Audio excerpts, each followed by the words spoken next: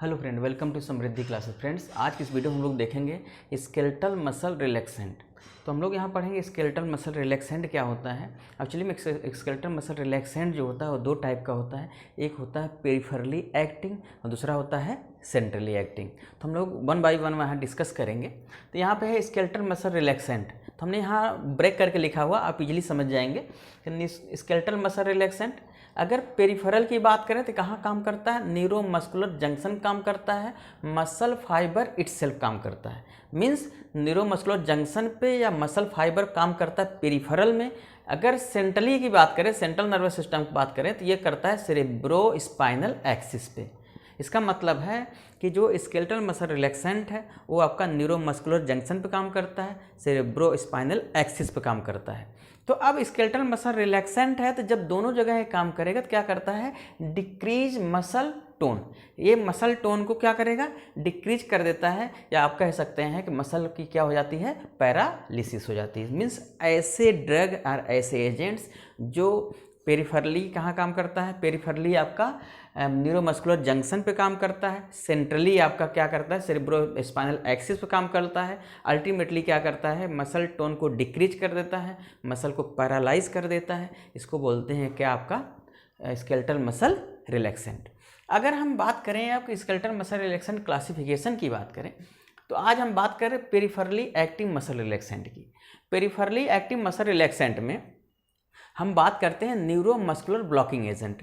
Neuromuscular blocking agent में हमारे पास दो हैं। पहला है नॉन डीपोलराइजिंग, जिसे बोलते हैं कॉम्पिटिटिव ब्लॉकर।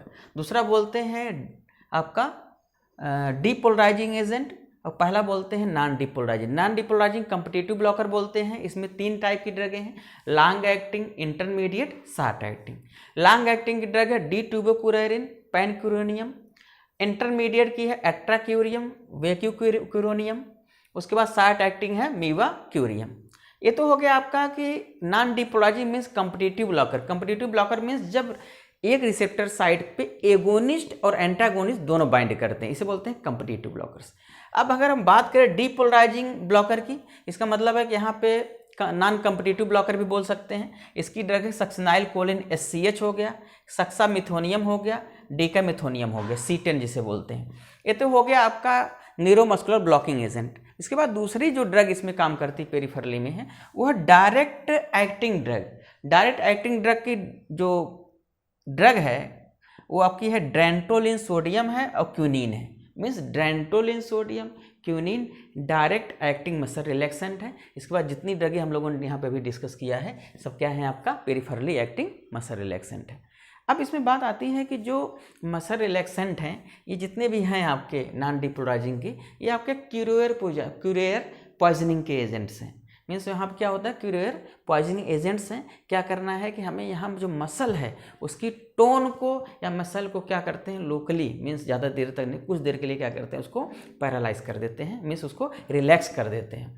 अगर हम बात करें मैकेनिज्म किसकी, न्यूरोमस्कुलर ब्लॉकर की, तो अब आपको मालूम है कि जब हमने जो न्यूरोमस्कुलर ब्लॉकर है यहाँ पे हो गए आपके NM रिसेप्टर, NM रिसेप्टर होंगे। NM रिसेप्टर की बात कर रहे हैं, इसका मतलब हम बात करेंगे लिगेंड गेटेड आयन चैनल की। अब लिगेंड गेटेड आयन चैनल की बात कर रहे हैं तो हम बात कर रहे हैं यहाँ पे सोडियम आयन की बात करेंगे। तो अब NM रिसेप्टर पाया जाता है स्केलेटल मसल पे। अब ये आपकी मेम्ब्रेन हो गई। मेम्ब्रेन पे देखिए आउटर साइड में आपका क्या है, पेंटामरिक स्ट्रक्चर है, 2 अल्फा साइट है, बीटा गामा डेल्टा है।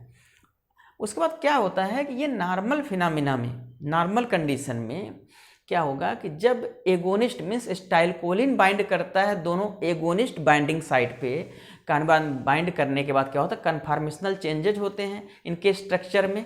कन्फॉर्मेशनल चेंजेज होने के बाद क्या करते हैं कि यहाँ पे एक 0.7 नैनोमीटर पोर का फॉर्मेशन होता है। जैसे 0.7 नैनोमीटर पोर का फॉर्मेशन होता है, सोडियम आयन की एंट्री होती है। सोडियम आयन की एंट्री होती है तो वहाँ पे डीपोलराइजेशन काज करता है। तो यहाँ मसल हमारी क्या होती है, कंट्रैक्ट करती है। लेकिन हमें क्या करना, मसल रिलैक्सेंट ले रहे हैं हम, यहाँ कॉम्पिटिटिव ब्लॉकर ले रहे हैं। मीन्स हम यहाँ पे ले रहे हैं कॉम्पिटिटिव ब्लॉकर, मीन्स ऐसे ड्रग जो दोनों एंटागोनिस्ट, जो दोनों अल्फा एगोनिस्ट बाइंडिंग साइड पे बाइंड करेंगे। मीन्स एंटागोनिस्ट आपके एल्फा एगोनिस्ट बाइंडिंग साइट पे बाइंड करेंगे। बाइंड करने के बाद अब क्या करेंगे, कोई, क्योंकि जो एंटागोनिस्ट होता है उसके पास कोई इंट्रिंसिक एक्टिविटी नहीं होती है। अब इंट्रिंसिक एक्टिविटी नहीं तो कोई भी कन्फॉर्मेशनल चेंज नहीं करेगा। मीन्स एंटागोनिस्ट बाइंड करेगा आपका एगोनिस्ट बाइंडिंग साइट पे, क्या करेगा, कन्फॉर्मेशनल कोई भी चेंजेस नहीं होंगे। अगर कन्फॉर्मेशनल चेंजेस नहीं होंगे तो 0.7 नैनोमीटर पोर का फॉर्मेशन नहीं होगा। अगर पोर का फॉर्मेशन नहीं होगा तो सोडियम आयन की एंट्री नहीं होगी। सोडियम आयन की एंट्री नहीं होगी तो डीपोलराइजेशन नहीं होगा। अगर डीपोलराइजेशन नहीं होगी तो यहाँ पे जो मसल्स हैं वो क्या हो जाएंगी, पैरालाइज्ड हो जाएंगे, पैरालिसिस हो जाएगी मसल की। तो ये है मैकेनिज्म ऑफ न्यूरोमस्कुलर ब्लॉकर की है। बात कर रहे हैं हम किसकी, non depolarising means competitive blocker की बात कर रहे हैं। तो हमने आपको बताया कि जो एंटागोनिस्ट है यहाँ पे अल्फा साइड बाइंड करेगी, बाइंड करने के बाद कोई भी कन्फॉर्मेशनल चेंजेस नहीं करेगा, सोडियम आयन की एंट्री नहीं होगी, डीपोलराइजेशन नहीं होगा, पैरालिसिस हो जाएगी। ये तो हो गया आपका कम्पिटिटिव ब्लॉकर की, मीन्स जो ड्रग एगोनिस्ट बाइंडिंग साइट पे बाइंड कर रही हैं, ठीक, उसे बोलते हैं एंटागोनिस्ट या कम्पिटिटिव ब्लॉकर हो गए। अब दूसरे टाइप की ड्रग है जो डिपोलराइजिंग ब्लॉकर है, जिसकी हमने ड्रग बताया था आपका सक्सिनाइल कोलिन, सक्सामिथोनियम और डेकामिथोनियम। अब जो सक्सिनाइल कोलिन है, सक्सिनाइल कोलिन ऐसी ड्रग है जिसके पास क्या होता है कि पार्शियल एगोनिस्ट एक्टिविटी होती है। पार्शियल एगोनिस्ट एक्टिविटी होती है, पहला कैरेक्टर हो गया। दूसरा चीज़ हो गया कि जब सक्सिनाइल कोलिन किसी रिसेप्टर से बाइंड कर जाता है तो वहाँ से डिसोसिएशन जल्दी नहीं होता। अब डिसोसिएशन नहीं होगा तो कोई नया मॉलिक्यूल वहाँ बाइंड नहीं करेगा।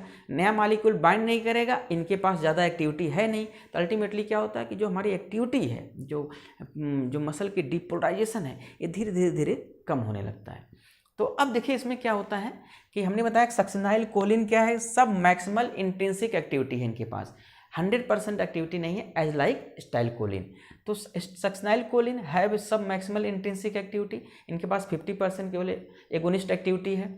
अभी क्या करते हैं, एनएम रिसेप्टर से बाइंड करते हैं। एनएम रिसेप्टर से जैसे बाइंड करते हैं तो क्या करते हैं, इंड्यूस प्रोलॉन्ग पार्शियल डीपोलराइजेशन। अब इनके पास मैक्सिमम एक्टिविटी तो है नहीं, इन क्या करते हैं कि ये पार्शियल डीपोलराइजेशन करते हैं, जिसे फ्लैसिड पैरालिसिस बोलते हैं, कि मतलब ये कंप्लीट डीपोलराइजेशन नहीं करते, ये थोड़ा थोड़ा सा डीपोलराइजेशन करते हैं। जब ये बहुत देरों तक क्या है कि पार्शियल डीपोलराइजेशन करते हैं, करने के बाद क्या होता है कि एक समय ऐसा आता है जो मेम्ब्रेन पोटेंशियल है वो -50 मिली वोल्ट तक ड्रॉप आउट हो जाता है। अब आपका आरएमपी कितना होता है, रेस्टिंग मेम्ब्रेन पोटेंशियल जो आपका है वो है -70 टू -90 मिली वोल्ट। ये तो हो गया रेस्टिंग मेम्ब्रेन पोटेंशियल। लेकिन यहाँ पे जो मेम्ब्रेन पोटेंशियल है वो -50 मिली वोल्ट तक आ जाता है। दूसरा चीज़ हमने बताया कि जैसे मेम्ब्रेन पोटेंशियल -50 मिली वोल्ट तक आता है, उसके बाद क्या होता है कि ये जो सक्सिनाइल कोलिन है रिसेप्टर से डिसोसिएट भी नहीं होते हैं। अब उसके बाद तीसरा चीज़ क्या है कि अब स्टाइल कोलिन जो आपका मोटर नर्व एंडिंग से आ रहा है, जो आपका मोटर नर्व एंडिंग से आपका आ रहा है स्टाइल कोलिन, वो क्या करता है कि enable to propagate muscle action potential.